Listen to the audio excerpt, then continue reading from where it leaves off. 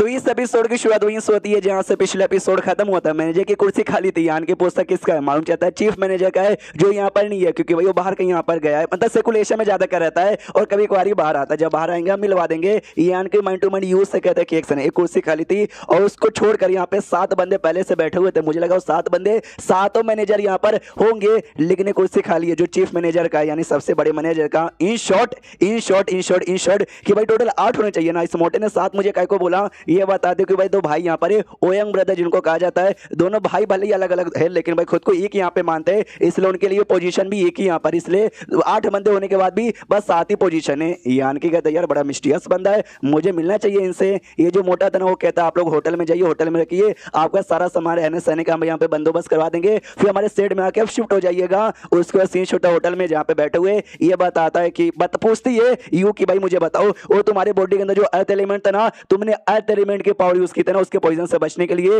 ये आन के बोलता है यस। ये बताती तुम्हारा जो एलिमेंट है ना उसका भी पावर मुझे 7वें रैंक का लगा, या फायर एलिमेंट भी 7वें का यहाँ पर है, यानी वो सब 7वें रैंक का मुझे यहाँ पे लग रहा है। यानी तो फिर से भाई अपने आप अपनी जान निकाल रहा है। ये कहता अपने आप अपनी जान निकाल रहा हूँ, या ज्यादा स्ट्रॉन्ग एलिमेंट रहा तो ज्यादा स्ट्रॉन्ग तुम बन जाओगे, तो जाहिर सी बात है मैं ज्यादा स्ट्रॉन्ग बनने की कोशिश यहाँ पे कर रहा हूँ और कुछ भी नहीं। ये कहती है अबे गधे के बच्चे तुझे बात ही समझ नहीं आता, तुझे बाहर निकलेगा लेंस से मिलेगा ना, लेंस से पूछ लेना, वही तुझे बताएगी, बाद में कहना कि मैं गलत यहाँ पे थी, समझ गया क्या।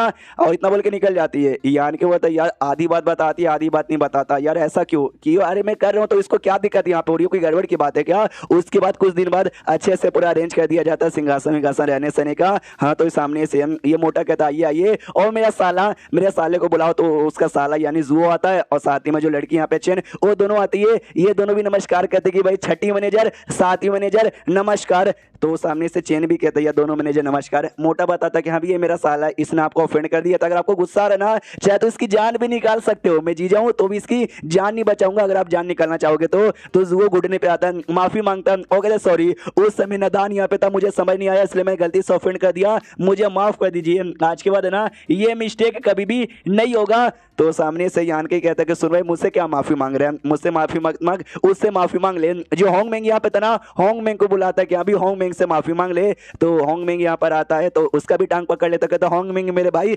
मुझसे गलती हो गई, प्लीज मुझे माफ कर दे यार, प्लीज मुझे जान से मत मार। तो होंग मेंग को तो बड़ा गुस्सा आ रहा था, वो मनी मन सोचता मुझे तो जान से मारने का मन कर रहा है, लेकिन अभी अभी यान के नया मैनेजर बना गया, इसको मैंने जान से मार दिया उसके लिए काफी ज्यादा दिक्कत हो सकता है, इसलिए मैं चाह के भी नहीं मतलब जान से मार सकता, डेड शीट और क्या। तो सामने से भाई फिर लड़का ये भी कहता भाई तुझे ये तेरी लड़की चाहिए थी ना, पसंद थी ना, तू वापस यहाँ पे रख ले, मुझे नहीं चाहिए। तो वो भी जोर से चिल्लाता क्या मतलब वापस यहाँ पे रख ले, भाई कोई सामान यहाँ पे नहीं है जो कभी रख लिया कभी वो कर दिया, अपने पास यहाँ पे रखा कर और दफा हो जा, मुझे और कुछ बातचीत नहीं करना। हाँ तुझे माफ यहाँ पे कर दिया, इतना बोल के जाने को तैयार था। चैन की ओर वापस से देखता है और चैन को भी अपने आप ना रिग्रेट हो रहा है, उसकी आंखों से भी आंसू आ रहा है। यान के बताओ ठीक है भाई मैं चला, इतना बोल के होंग मेंग निकल जाता है। उसको तो मोटा कहता है कि हाँ सुनिए यार, तो आप दोनों नए मैनेजर बन चुके हो, 6ठे मैनेजर और 7वें मैनेजर, तो आपके बदले जो पहले से यहाँ पे थे होंग और पॉइजन लेडी उन दोनों की मौत हो चुकी है, उनके लिए जो बंदे काम करते थे ना वो बंदे आपके लिए यहाँ पे काम करेंगे। तो एक है भाई अपने कमांडर जो कि उनके अंडर काम करते थे, वो कमांडर आपके अंदर काम करेंगे। तो कमांडर आता है और ये कमांडर देखने से काफी कूल मुझे लग रहा है। ये आता है सामने इसका था हेलो नए कमांडर जी, आई मीन नए मैनेजर जी, मिल के अच्छा लगा। यू कहती मुझे ये बताओ भाई तुम्हारे अंडर में टोटल कितने बंदे काम करते हैं। ये बताता है 130 बंदे, यानी कि होता है 130 में से 100 बंदे लो और उनको न्यूज में यहाँ वहाँ फैला दो और पता करने की कोशिश करो कि भाई कौन कौन से टेजर आइटम है, और जैसा कुछ मालूम चलेगा मुझे बता देना। तो वो भी कहता हो ठीक है और इतना बोल के वहां से निकल जाता है। इसके बाद ना भाई चेन वहीं पे थी कहीं साइड में बैठी हुई, तो ये कहती हूँ कि चेन का क्या करे, ये कहती है उसके साथ तुम बातचीत करो, लड़की हो समझा मतलब तुम समझा दोगी, मैं होंग मेंग से जाके बातचीत करता हूँ। होंग मेंग बाहर कोरियर के सामने एक छोटा सा तालाब था उसके सामने खड़ा था और कहता है यान कैसे कि यान के यार इंसान की जो नसीब है ना ये मच्छी वाली नसीब जैसा है कि भाई ये जैसे वो पानी में रह सकती है, पानी से बाहर जा नहीं सकते, हम इंसान बस अपनी औकात में रह सकते, अपनी औकात से बाहर नहीं जा सकते। यान के भी कहता है कि भाई ऐसा सैड मत हो भाई, एक जाएगी 36 आएगी।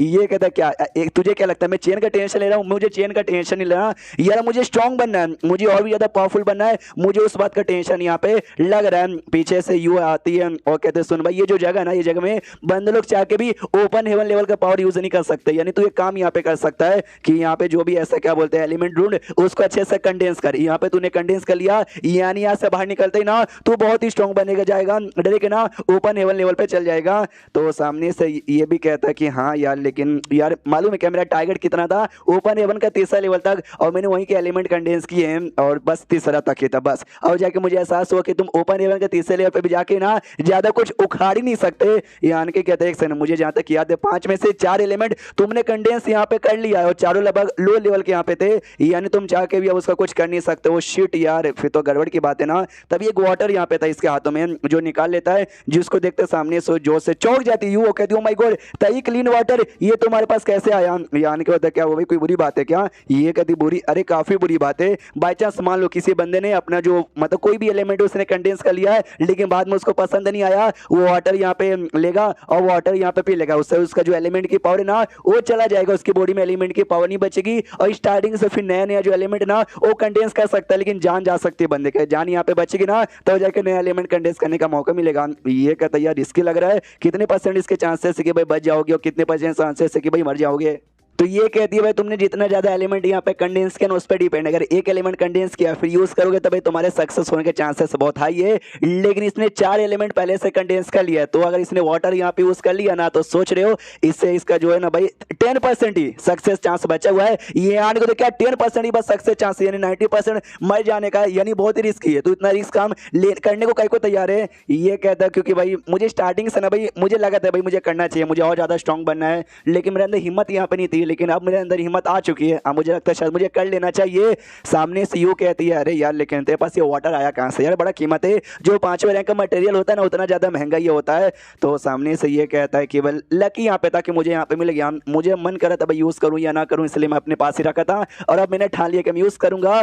तो ये आन के भी कहता है कि चल भाई जब तूने ठान ही लिया तो हम मना करने वाले कौन होते, और जो कुछ है तेरे लक पे डिपेंड रहेगा कि तू बचेगा या ना बचेगा। मनी मन सोचता हुई तो भाई सोचो तुम्हारा जो 5 एलिमेंट ना तुम्हारा डाउट सेल के साथ यहाँ पे कनेक्ट हो जाता है, उसको निकालने की कोशिश करोगे या तो तुम्हारा कल्टीवेशन बेस चल जाएगा या आत्मा डैमेज होगा या मैक्स तुम्हारी जान यहाँ पे चल जाएगी, लेकिन 10% चांस है कि बच भी सकते हो।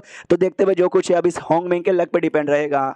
उसके बाद ना 8 दिन का टाइम गुजर जाता, वो अपने कमरे में गया था होंगमेंग वही खुद का हिस्सा निकालने के लिए। तो यान के भी कहता भाई 8 दिन यहाँ पर हो गया है, अभी तक कमरे से कोई रिएक्शन ही नहीं आया है, आई डोंट नो बेचारे की क्या हालत होगी। यू कहती है 2 दिन और रुक जाते हैं, अगर 2 दिन तक रिस्पॉन्स आया यानी समझ जाओ वो सही सलामत होगा, रिस्पॉन्स नहीं आया यानी समझो वो मर चुका है, उसकी लाश अब ले जा सकते और कुछ नहीं कर सकते। तो कमरे के अंदर से 2 दिन बाद ना रिएक्शन आता है, तो ये लोग भी चेक करने जाते कहते होंगमेंग आर यू ओके, भाई क्या हुआ तू जिंदा है ना? वो कहता भाई लकी यहाँ पे था, 10% चांस काम कर दिया और मैं जिंदा हूँ। तो ये आन के कहता भाई मानना पड़ेगा, मेरे अलावा ना पूरे मांगा में दूसरा शत्रु बंदा होगा जिसका लक इतना बढ़िया यहाँ पर है। सोचो भाई 10 बार में से 1% बस चांस था यहाँ पे बचने का, नहीं बता 90% यहाँ पे चांस था मर जाने का, यानी 10 के साथ हम कंपेयर करते हैं कि 10 में ना 1% चांस यहाँ पे था, यानी अब आगे चल के तो बहुत सारी बातें उखाड़ेगा। एंड देन ये चैप्टर यहीं पे खत्म हो जाता है। तो चैप्टर खत्म तो वीडियो भी खत्म, तो मिलते हैं किसी और वीडियो में, जब तक के लिए बाय बाय।